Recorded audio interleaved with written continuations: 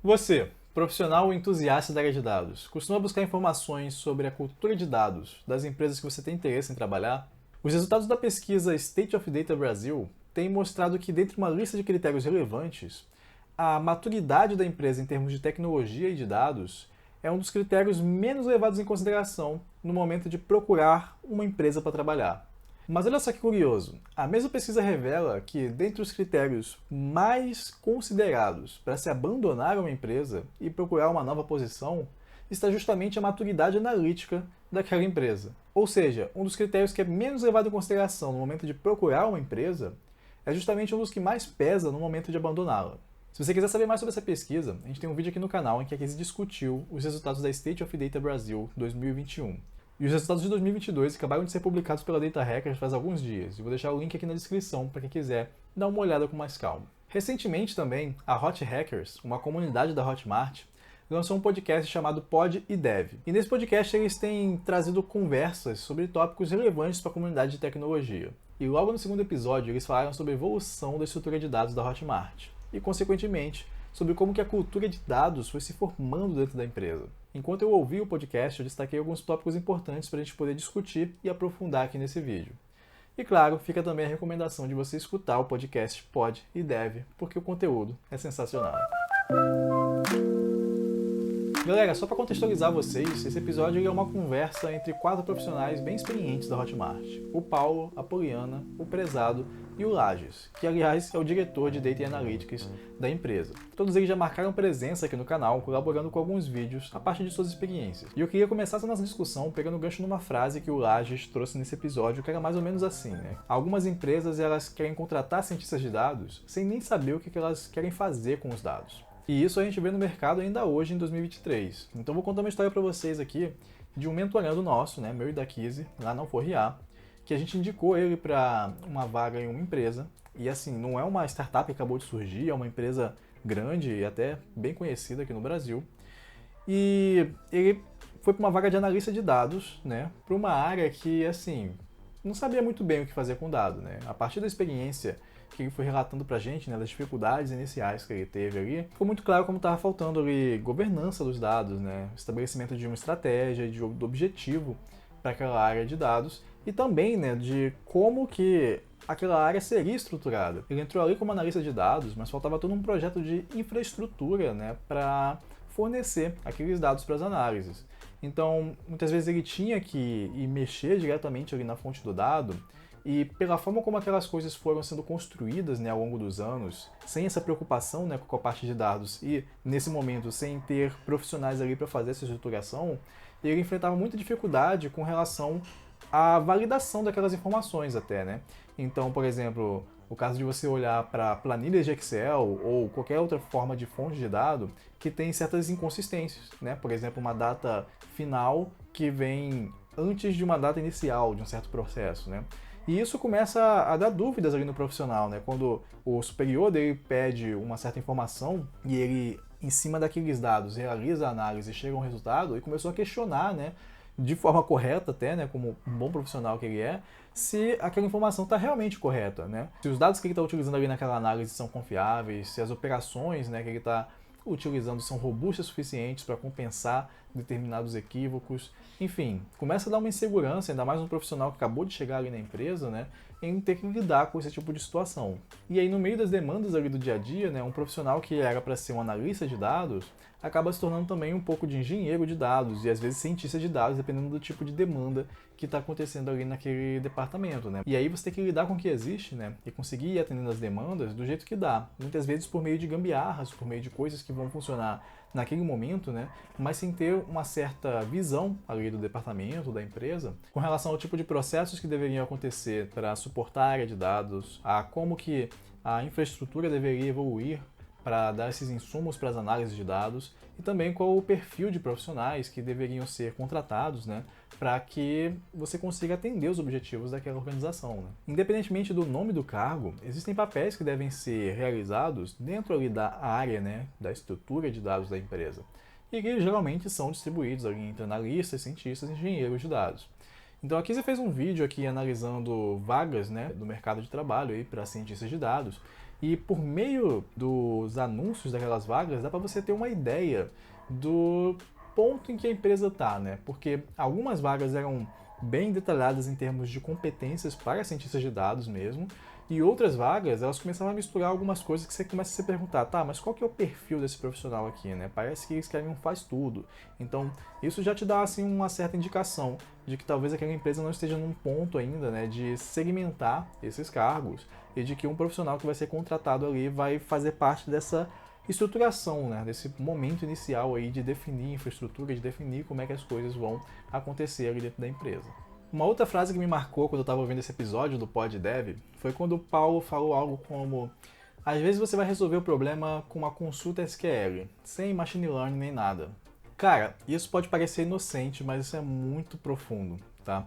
Porque o tempo todo você vai encontrar aí pela internet, né, navegando por LinkedIn, por Twitter ou o que for, pessoas falando regras diversas, né? E pessoas reclamando de coisas como Jupyter Notebook, ou porque tem que colocar modelo em produção, ou isso ou aquilo. Mas cada empresa, ela tem um objetivo de negócio. E esse objetivo da área de dados, ele tem que estar claro para o negócio. É uma organização, né? Todo mundo tem que estar alinhado ali. Então, por exemplo, talvez a área de dados exista ali para ajudar a explicar certas variáveis do negócio e dar suporte à tomada de decisão. Ou talvez ela exista ali porque aquela empresa é focada em algum produto de inteligência artificial e vocês precisam realmente construir soluções baseadas em machine learning. O ponto é que esse objetivo impacta a estratégia e as competências necessárias para as soluções ali com os dados, né? Então, se uma certa informação se faz necessária para uma decisão importante num dado momento, talvez realmente uma consulta SQL, né, possa resolver o teu problema. Talvez ali em algumas linhas de um Jupyter Notebook você consiga informação, consiga observar aqueles dados e extrair informação que vai resolver o teu problema. E aí, se já houver uma ideia de que essa informação vai ser requisitada com uma certa frequência e precisa ser atualizada, ou se vocês perceberem, né, ao longo do processo mesmo de trabalho, de que seria necessário ter essa informação com uma certa recorrência, as pessoas podem pensar, pô, por que a gente não faz então um dashboard e mantém um processo para atualizar e ter essa informação aqui sempre visível, ou ter outras informações que são relevantes e estão no entorno desse universo aqui, para que a gente possa analisar e tomar decisão, né? Então o produto, que nesse caso é o dashboard, surgiu a partir de uma necessidade real daquele grupo, né? Assim como o produto que vai para o mercado surge a partir de uma necessidade das pessoas, né? Porque senão ninguém compra. Você não vai sair criando modelos e dashboards e etc, né? Fazendo esforços desnecessários, gastando recursos da empresa, né? Você está pagando ali hora de trabalho daquelas pessoas e máquina e etc, se você não tem uma necessidade para aquilo. Uma outra questão interessante que aparece nesse episódio, que até se conecta com essa que a gente estava discutindo, é sobre a similaridade da área de dados com o desenvolvimento de software. Isso é algo até que o Prezado traz ali para discussão, acho que pelo background, né, experiência pregressa dele ali na parte de desenvolvimento.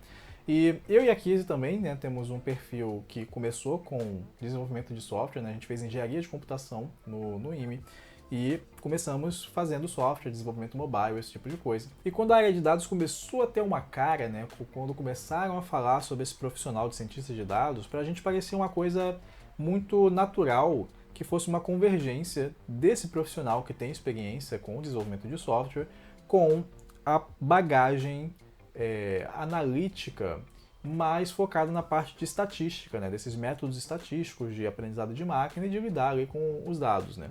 E assim, felizmente a nossa graduação ela teve uma base técnico-científica, né, muito forte nessa parte de matemática, parte de física, etc. E, por exemplo, quando a Kizzy foi fazer um mestrado em modelagem matemática da informação, ela já estava atuando como cientista de dados em alguns projetos, né. Então isso é até algo curioso, interessante de vocês verem depois num vídeo que a Kizzy gravou com a Poliana, né, lá da Hotmart, que está nesse episódio também, porque a Poliana também tem essa história similar de que, tipo, estava na faculdade e aí naquele momento ali foi se formando essa cara da área de dados, as pessoas começaram a dar esse nome de cientista de dados e ela entendeu, né, o que ela gostaria de fazer, como que ela gostaria de atuar. E aí, observando o mercado, né, é até engraçado que eu lembro de anos atrás, eu conversando com a Kizzy, da gente discutindo sobre isso, né, como é que se formariam mais cientistas de dados, se a galera de desenvolvimento ia aprender mais a parte de estatística, ou se a galera de estatística ia aprender a programar, o que para mim parecia, na verdade, a parte mais fácil, né, porque tinha muitas pessoas aprendendo a programar já fora de cursos formais, assim, né, de faculdade, e tipo, a pessoa de estatística já tinha uma boa parte da bagagem necessária para fazer o trabalho ali de cientista de dados, né? Parte de implementar realmente a parte que, eu acho que muita gente pode aprender de diversas formas, né? Só que o que a gente observou, na verdade, foi um hype, né, em cima desses nomes, cientistas de dados e tal, e todo mundo começou a querer caçar profissionais em torno desse nome, cientista de dados, né, e depois que foi se quebrando outras coisas como engenheiros de dados. E por conta dessa corrida, o perfil dos profissionais da área ficou bastante heterogêneo, o que é algo até bem interessante, né, porque é uma área bem multidisciplinar, né, ela se realmente beneficia, né, de diversas visões, e aí você começou a ver físicos, né, matemáticos, estatísticos, químicos, enfim, cientistas de diversas áreas, né, pessoal da biologia, às vezes pessoas das ciências humanas, que também estão relacionados. A gente aqui não gosta de dicotomia no conhecimento, né, todo conhecimento está conectado, e como a gente viu nos tópicos anteriores, né, primeiro, é importante que essas pessoas estejam resolvendo, né, coisas que estão alinhadas com o objetivo do negócio, e para isso muitas vezes elas não precisavam fazer coisas, né, softwares sofisticados, né, escrever com orientação a objetos, enfim, ter um software pronto de produção, mas conseguir apenas manipular aqueles dados e dar respostas para quem estivesse ali interessado naquilo, né? Então, teve esse espaço dentro do mercado. E segundo também, né, a primeira coisa que a gente discutiu, que muitas empresas às vezes nem sabiam para que elas estavam contratando cientistas de dados, assim, né? Qual que era o papel daquele profissional, que tipo de coisas elas queriam fazer com aqueles dados, né? Então, tudo isso, assim, eu acho que contribuiu para que a gente tivesse um perfil bem heterogêneo mesmo, né, no mercado. E agora se tornou comum ver discussões sobre a sustentabilidade e a manutenção de código, né, de bases de código relacionadas à ciência de dados, de como colocar as coisas em produção, de como fazer soluções reprodutíveis, de como fornecer serviços via uma API, enfim, de questões que já vêm sendo discutidas aí no universo de desenvolvimento de software, né, há algum tempo. Então, sim, né, é algo que faz sentido para mim, essa aproximação de engenharia de software com ciência de dados, né? Mas que, enfim, o mercado acontece, a vida acontece, as coisas aconteceram da forma que deu, né? E eu acho que agora é um momento em que o mercado está amadurecendo e fazendo, né, trazendo essa convergência. O último tópico que eu anotei enquanto eu ouvi o podcast para a gente discutir aqui no vídeo, e que inclusive eu acho que deveria fazer parte da cultura de dados de qualquer organização, ele também vem de uma fala do Lages, que foi: existe mais de uma forma de olhar para um número. Isso é algo que a gente já tocou algumas vezes aqui no canal, que o dado, ele não é a realidade. O dado, ele é uma amostra da realidade, ele é uma observação da realidade. E aí o Lages conta uma história lá, que ele já contou aqui no canal, que ele já contou em vários lugares, que eu recomendo que vocês escutem lá no podcast, não vou atrapalhar aqui a história, né? Só dar um resuminho, de que no momento em que a área de dados, né, começou na Hotmart, na verdade antes ali dela começar, né, o CEO da Hotmart mandou um e-mail para diversas pessoas que tinham conhecimento ali das operações, né, das coisas que estavam sendo realizadas, e aí ele fez uma pergunta e cada uma daquelas pessoas respondeu de uma maneira diferente. Então, para cada uma delas que estava focada em uma certa parte da operação, né, olhando para certos aspectos da empresa no seu dia a dia, né, uma mesma pergunta teve interpretações diferentes. E aí, no caso da Hotmart, esse fato serviu como um catalisador, né, para que a área de dados fosse formada, a cultura de dados da empresa começasse a ser desenvolvida, né, para que aquelas pessoas pudessem tomar decisões melhores e orientadas a dados. E eu acho que, de uma maneira geral, né, o que a gente pode aprender com isso é realmente a relevância do conhecimento de negócio, né, do que se passa ali na empresa, da estratégia, dos objetivos do negócio, para o cientista de dados, né? Porque, no final das contas, se o teu objetivo enquanto cientista de dados, analista de dados, enfim, algum profissional que está atuando ali dentro do departamento de dados de uma empresa, o teu objetivo é dar suporte ao negócio da melhor maneira possível, né? Ter e alinhar esses conhecimentos de negócio à parte técnica é o que vai te possibilitar interpretar corretamente aqueles dados e extrair informações que serão diferenciais ali para a tua organização. Galera, existem enormes desafios na construção e estabelecimento de uma cultura de dados dentro de uma empresa. Desde como evoluir tecnicamente o time de dados, como atender bem os objetivos do negócio, até como construir soluções e tecnologias que vão ser sustentáveis a longo prazo, né? Que elas não vão servir só para resolver o problema imediato ali, mas que vão também endereçar questões de longo prazo dentro da empresa. À medida que a empresa cresce, a tendência é que ela tenha que lidar com um volume de dados cada vez maior. Por exemplo, hoje em dia a Hotmart movimenta mais de 40 terabytes de dados todos os dias. E com isso crescem também as responsabilidades com relação à segurança na coleta, no tratamento e no armazenamento desses dados. bem como contra a privacidade dos dados e ao compliance com as normas de diversos países, no caso em que a empresa cresce ao ponto de ter escritórios internacionais, como a Hotmart. Então, para você que quer acompanhar esses assuntos que são tão importantes para a comunidade de profissionais de tecnologia, fica aqui a recomendação de você se inscrever no podcast Pode e Deve.